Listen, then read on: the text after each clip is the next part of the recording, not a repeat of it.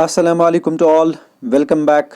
आज के वीडियो में आप लोगों का स्वागत है। आज हम डिस्कस करने जा रहे हैं topic women in everyday life. Last कुछ वीडियोस में हमने डिस्कस किया about education for all and women education in Jammu and Kashmir state. तो आज जानने की कोशिश करेंगे the life of women in Jammu and Kashmir state during the 19th century. 19th century Jammu and Kashmir state में बहुत सी ऐसी इनह्यूमन सोशल प्रैक्टिसेस थी जिनमें sati system, child marriage, prohibition of widow marriage, female infanticide and immoral trafficking of women.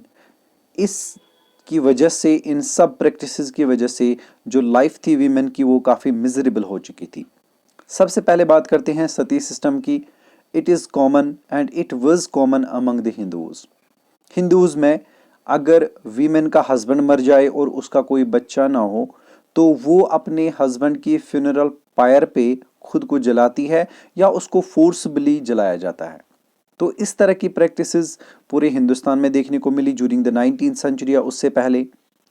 तो so was the case with Jammu region में भी काफ़ी सती सिस्टम की काफ़ी एविडेंसेस मिलती है, जबकि कश्मीर वैली में इस तरह की कोई रेफरेंस अब तक नहीं मिलती। ये एक ऐसी प्रैक्टिस थी जिसको क्रिटिसाइज किया ऑल ओवर द वर्ल्ड। जितने भी स्कॉलर्स थे, जितने भी हिस्टोरियंस हैं, या जिस तरह की भी गवर्नमेंट्स बनी 19th या 20th सेंचुरी में, खास तौर पे ब्रिटिश पीरियड में ऐसे भी लोग थे, ऐसे भी वेस्टर्न एजुकेटेड लोग थे जिन्होंने इसको क्रिटिसाइज किया। जिनमें सबसे खास नाम था राजा राम मोहन रॉय, या उसके जो फॉलोवर्स थे जिन्होंने ब्रह्मो समाज बनाया, उनको काफ़ी ज़्यादा क्रिटिसाइज किया और इस प्रैक्टिस पे बैन लगवा दी।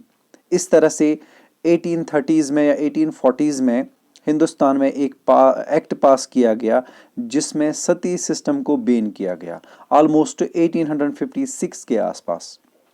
तो ये प्रैक्टिस हिंदुस्तान में तो बैन की गई, but it was still prevalent in Jammu and Kashmir state because J&K state was not directly ruled by the Britishers. So laws whenever they were passed by the consent of the Dogra government. So it took time to pass such laws to restrict or to stop these evil practices in J&K state. दूसरी problem थी child marriage. Once again child marriage even 1960s-70s तक ये continue चलती रही, but in some pockets of J&K state. Child marriage में छोटी बच्चियों की मैरिज होती थी sometimes with the old aged persons, और इस वजह से विडोहुड ज़्यादा देखने को मिलता था। मान लीजिए एक बच्ची की शादी होती है एट द एज ऑफ 13 और उसके हस्बैंड की उम्र है 40, तो यू कैन अंडरस्टैंड ये हम नॉर्मली एक्सपेक्ट कर सकते हैं that the person at the age of 40 can not survive for a long time. As a result of that most of these girls at the age of 20s और 30s became widows. तो ये widowhood भी खतरनाक problem थी and they were suppose to either commit sati system और to remain a widow for a life time. अब widow की बात करेंगे, विडोहुड कितना प्रॉब्लमेटिक था इसको जानने की कोशिश करते हैं। अगर एक लड़की का husband at the age of 13 मरता है तो उसको कितनी लाइफ गुजारनी पड़ेगी अकेले में। अगर हिंदुइज्म की बात करेंगे तो वहाँ पे जो विडो होती है उसको पूरी ज़िंदगी एक ही कलर की साड़ी या एक ही कलर का कपड़ा पहनना है, पैरों में जूते नहीं पहनने हैं, और साथ ही में एक टाइम का खाना खाना है और एक सेपरेट कमरे में उसको अपनी लाइफ गुजारनी है। तो ये लाइफ जो कि एक मिजरेबल लाइफ है, जो कि एक पनिशमेंट समझी जा सकती है, इस तरह की लाइफ गुजारती थी विडोज, क्योंकि विडोज को अलाउ नहीं किया जाता था टू रिमैरी। तो इस तरह की काफ़ी सारी प्रैक्टिसेस थी जिनमें फीमेल इन्फेंटिसाइड था। जो फीमेल चाइल्ड था that was not welcomed in the society, mostly among what we called the non Muslims, specially the Hindus. तो मुस्लिम्स की बात करेंगे, यहाँ पे भी बहुत सी ऐसे ग्रुप्स थे जिनमें फीमेल चाइल्ड को बिल्कुल वेलकम नहीं करते थे। क्यों? Female child was considered to be the burden on the shoulders of parents before marriage and on the shoulders of husband and son after marriage. इस तरह से उनको यूजुअली बर्डन समझा जाता था, हालांकि ये बिल्कुल गलत है। इस तरह की प्रैक्टिसेस अलाउ नहीं करनी चाहिए। तो इस वजह से क्या होता था, usually before birth these female child या female children they were killed and this is called female infanticide. इसके अलावा और एक प्रैक्टिस थी immoral trafficking of women. Women को यूजुअली एक्सपोर्ट किया जाता था to the other parts of the world, यानी उनको बेचना like an article, like an object. तो ये भी और एक प्रैक्टिस थी. बात करेंगे डोगरा रूल की.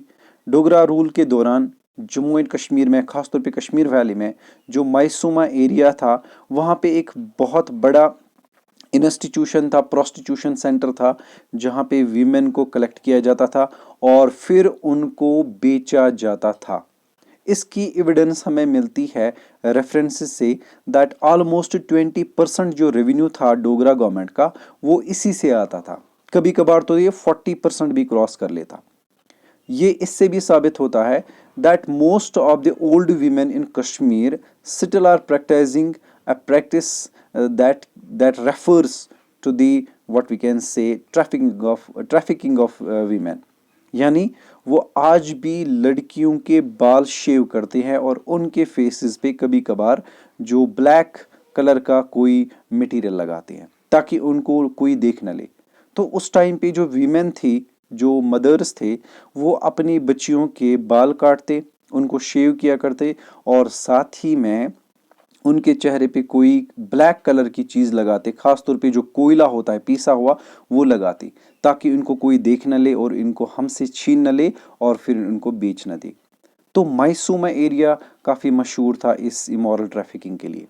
ये वो प्रैक्टिसेस थी जिसकी वजह से जो वीमेन की लाइफ थी दैट वाज डिग्रेडेड और उनकी लाइफ काफ़ी मिजरेबल थी. अगर बात करेंगे एजुकेशन की तो सीधे से पता चलता है कि कितनी गर्ल्स स्कूल जाती होंगी. इस डर से भी स्कूल नहीं जाते थे क्योंकि उन्हें डर लगता था कि अगर ये स्कूल गई तो इनको साफ कपड़े पहनने पड़ेंगे और फिर इनको ले जाएंगे और बेच डालेंगे, फिर हमें पता नहीं चलेगा. ये भी एक रीज़न था why women remained backward in education system. तो खैर, जैसे मैंने पहले भी कहा, female were considered inferior to males. It was considered subordinate to the males. She was supposed to follow the orders of her husband after marriage and before marriage the orders of what we called parents.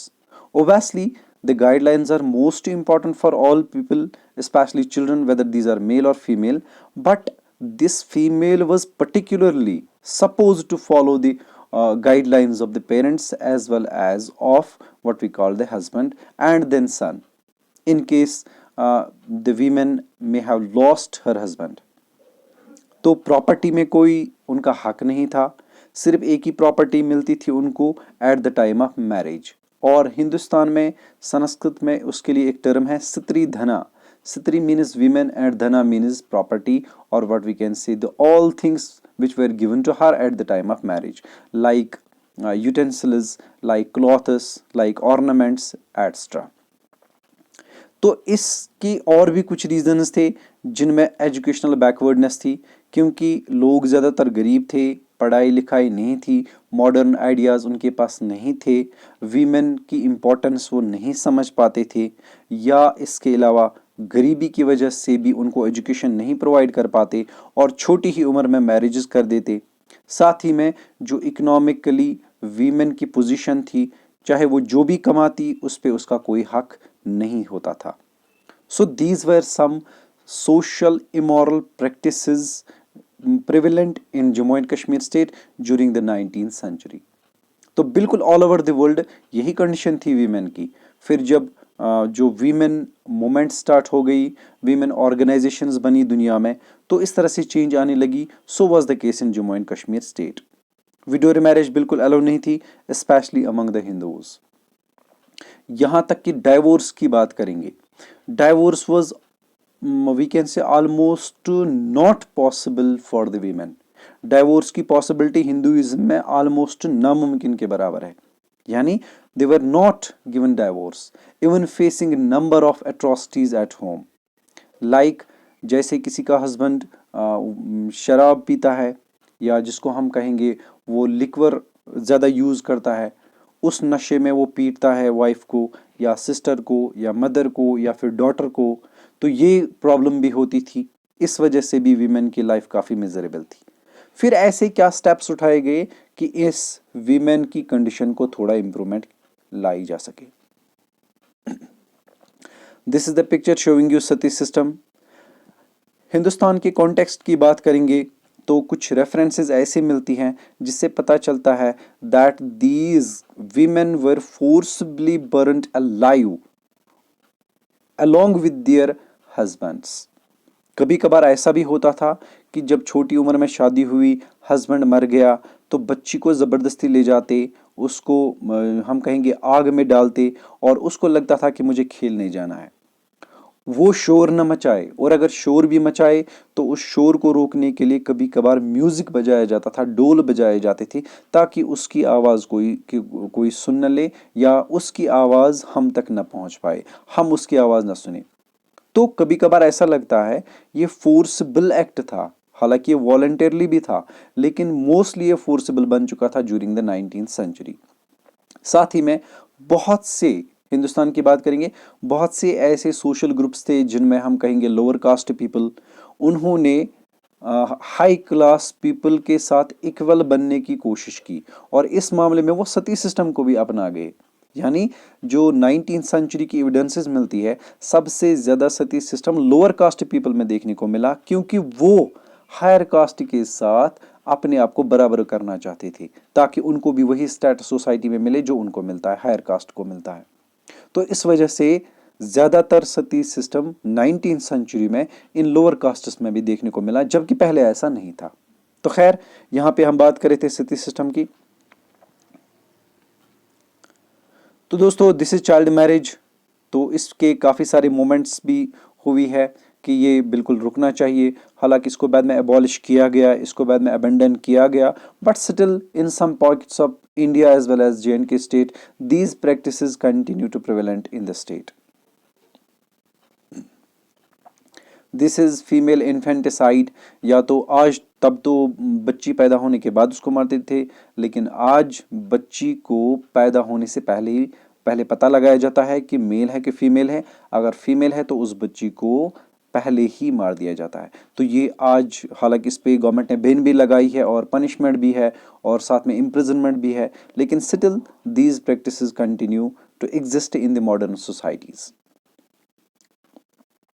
इसी तरह से हमने कहा था women immoral trafficking, to sell the women for money और to export them to the different parts of the world just for the sake of money. तो ये practice भी काफ़ी प्रिवेलेंट थी। जैसा मैंने बोला कि डोगरा पीरियड में ऑलमोस्ट 20 से 40% जो रेवेन्यू आता था वो इसी इंस्टीट्यूशन से आता था, प्रोस्टिट्यूशन सेंटर से आता था। So the forced widowhood was prevalent among them. All this made the position of women deplorable in the society. Maharaja Hari Singh, on his accession to the throne, took stringent measure to eradicate these evil practices and ameliorate the position of the women.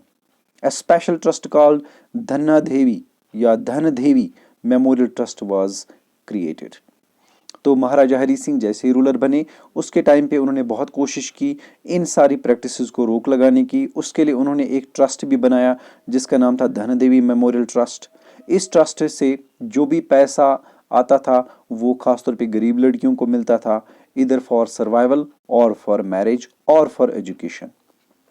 तो खैर, पता चलता है कि कुछ steps उठाए गए। इसी तरह से कन्या फंड यानी फंड फॉर द वीमेन, ये रेज किया जाता था फॉर द पुअर गर्ल्स। इसी तरह से 1928 में मैरिज प्रिवेंशन रेगुलेशन एक्ट पास किया गया और इस तरह से चाइल्ड मैरिज पे बैन लगाई गई। विडो रिमैरिज एक्ट और प्रॉपर्टी रेगुलेशन एक्ट 1931, इनकी वजह से विडोज को फिर से मैरिज करने के लिए अलाउ किया गया और साथ ही में उनको फादर और हस्बैंड की प्रॉपर्टी में शेयर भी मिलने लगा। So these were some steps which were taken during the Dogra period, especially during the modern period, by the intervention of the Britishers, and which promoted the emancipation or upliftment of the women in J&K state. This is the widowhood picture. You can see here the condition of people, especially women who are widow. अब यहाँ पे topic है हमारा from hunger and hardship to reform. इंशाल्लाह next topic में इस बारे में बात करेंगे। अगर आप पहली बार चैनल पे आए तो सब्सक्राइब ज़रूर कीजिए, साथ में अपने कमेंट्स भी दीजिए और जितना हो सके शेयर कीजिए ताकि ज़्यादा से ज़्यादा लोगों को इसका बेनिफिट हो। तो मिलते हैं नेक्स्ट वीडियो में, तब तक के लिए अल्लाह हाफिज़।